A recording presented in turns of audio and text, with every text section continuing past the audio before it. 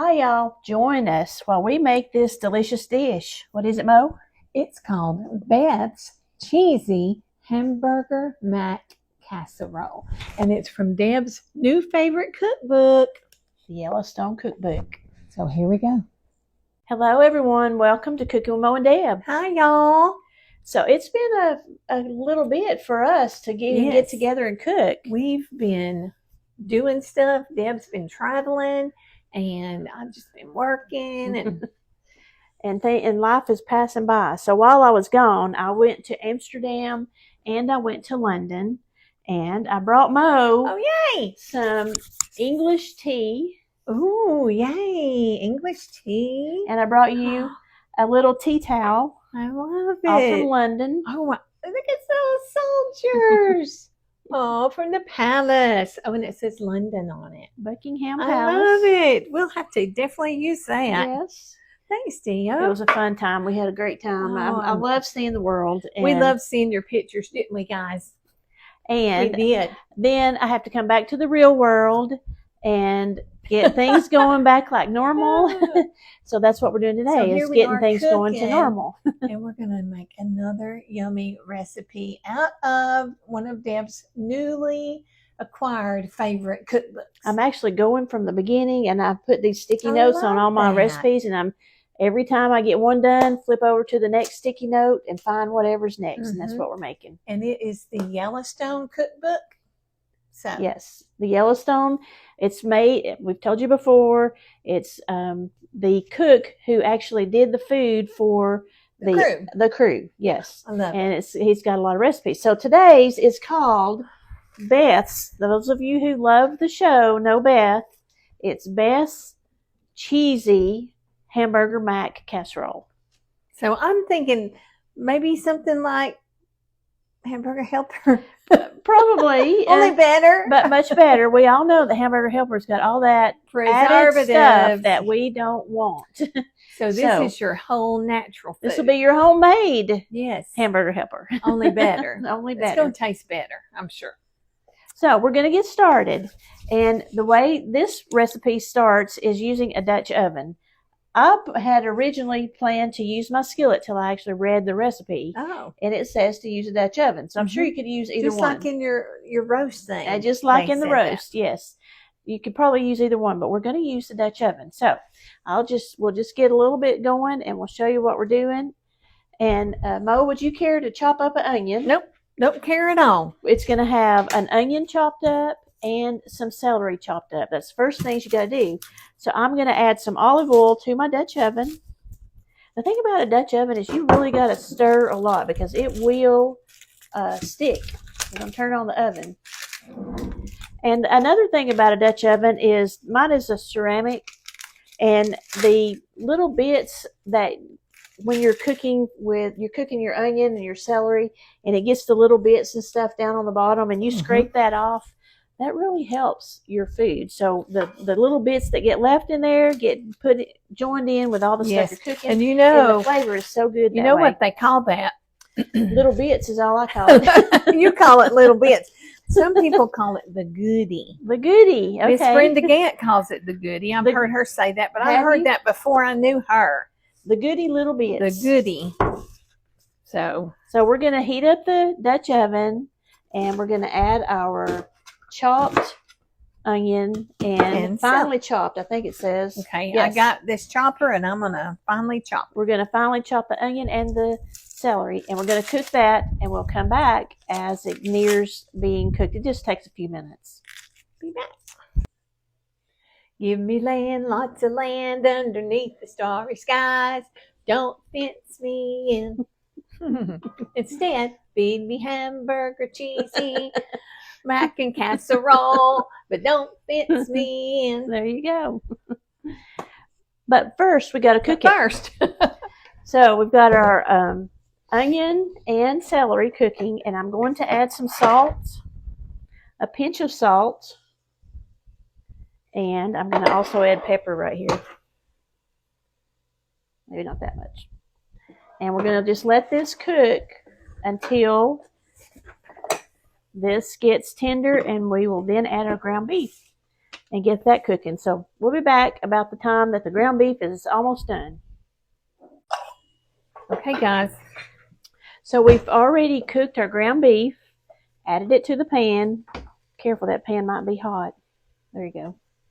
We actually cooked it and drained it. So we're ready now to add some more goodies. Okay, well, but remember, before you add your stuff, use your spatula to scrape off all the goodies on the bottom. You want to stir me to hand it to you, or do you want to? Which one do you want to do? Yeah, I'll stir. Okay. I'm the stirrer. All right. So we're gonna add. I'm gonna do this part though. Okay. You need tomato paste. Show me your tomato paste. This is tomato paste in a tube, like a tube paste. You need about 1/4 cup, and I am guessing. I did this yesterday. It worked out perfect. About 1/4 cup, or one of those small cans of tomato paste. Okay. Okay, and then we want 1 teaspoon of garlic powder. Get a teaspoon right quick. Where are you, teaspoon? There. Is that it? Yes. Yep. Okay. 1 teaspoon of garlic powder. Going in. Going in. There we go. And then we want 1 teaspoon of chili powder. That's going in right there. And then we have, good, y'all. Oh gosh, 1/2 teaspoon of cayenne pepper. So it might be a little hot. If you think this is going to be too hot for you, you could definitely cut it down. Okay. You're not talking to me though, right? No, just someone who may not love the heat. You know it's not too hot for me. And we've already added the salt. But now we're going to add 2 cups of beef broth. Okay. You could use chicken broth if you didn't have any beef broth. There is 2 cups. I try to keep beef broth all the time. I do too. I try to keep them both. I don't use beef as much as I use chicken. Right. And it also says that keep that handy because if it gets, you need a little more liquid, you can add a little more beef broth. Okay. Okay, so we're going to let this come to a boil. Alrighty. And when it does, then we're going to add 1 cup of our elbow macaroni. Alrighty. So we're going to let this cook for a few minutes, and we'll come back and add our macaroni. We'll be back. Okay, our cheesy mac is almost ready to get noodles and cheese. Noodles. As soon as it comes to a boil, and ours is right there, we're going to go ahead and add our elbows. Y'all, this smells so good. You're going to love this recipe. Adding in the elbows. I'd say add them. It's boiling small. It's good enough. It'll get there. It's 1 cup of elbow mac. If you wanted to use a different type of pasta, that would work fine too. And we're going to decrease the heat so this doesn't stick. Once your macaroni is added, that starch could make it stick. And I'm keeping this stock handy in case we need some more because I feel like we might need a little more liquid. It needs a little more, but I'm gonna go ahead and add some. Go ahead and add it. We put in 2 cups, but I'm just gonna pour in a little more. The elbows will take up the liquid. I'm not worried about it. So we're gonna let that cook until those elbows are done, 10 to 13 minutes, and then when we come back, we're gonna add our cheese. Are y'all ready for this? I'm ready for this. So our hamburger mac is finished cooking. Our pasta is ready. So we're going to add 3 ounces. I actually have a little more than 3 ounces. I have about 4 ounces of cheddar cheese already shredded. Turn that off. Turn it off. And we're just going to add our cheese. Add cheese, and mix that in. Are we going to mix it in? Yes. Okay. Mix it in. Mix it. You could, if you wanted to have more cheese to put on it, that would be a good thing to do as you dish it out. Always add more cheese. Always add more cheese. I'm just saying. Let me get us a fork because it's done. If we're going to call this Beth's Cheesy Mac, then we need to be cheesy about it. Right. I was going to look at the name of it again. I've already turned the page. Wait. Beth's Cheesy Hamburger Mac Casserole. So you want to put a little in a bowl. Maybe it'll cool just a tad. Put a little more and let's hold it up to the camera so they can see it good. There we go, y'all. There you have Beth's cheesy mac hamburger casserole. And you know what? Hold on, let me turn this camera up. It may look like Hamburger Helper, but it tastes like a dream. We have sampled it already, but we're going to sample it again, looks like.